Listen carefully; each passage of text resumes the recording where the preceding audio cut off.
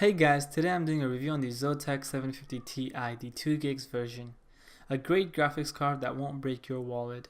I know that this is an old graphics card, but it still deserves a review. So leave a like if you want to see more review video from us.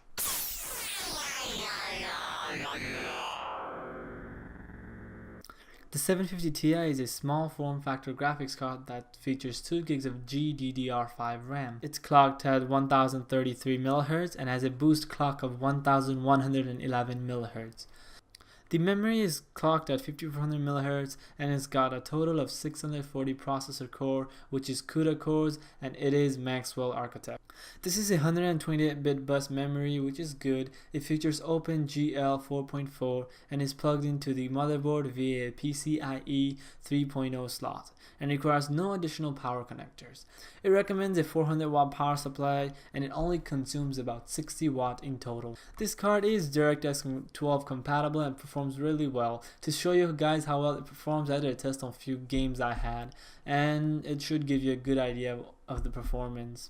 All tests were ran at 1080p with the settings to the absolute highest, and if you were wondering, we ran this with 10 gigs of RAM and 3 GHz quad-core CPU. The first test is on a slightly older and slightly less demanding game, Combat Arms. Here are the results. This game is easy and can be run with the integrated graphics around 30 frames per second, but with very little detail.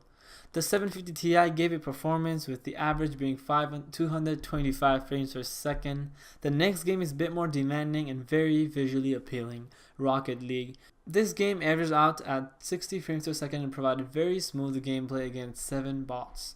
Moving up, we ran the actual benchmark feature on the game, Just Cause 2. Here are the results. It averaged around 52 frames per second and had no problems at all. Next up is a bigger game with better graphics and better textures, Skyrim.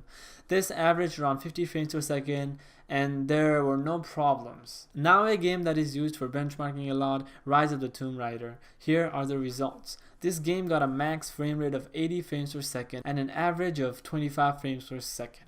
Remember, this is a AAA title, so it's a bit more demanding, but for reference, Guru 3D did a benchmark with the GTX 950, which cost $60 to $70 more than this.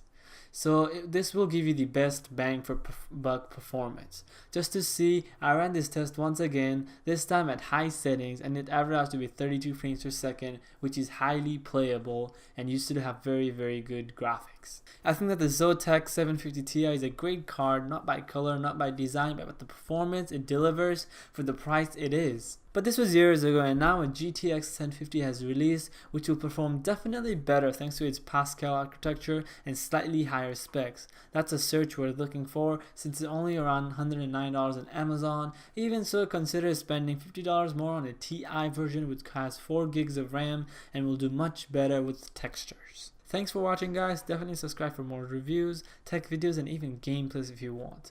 Leave a like and comment on what you would like to see next time.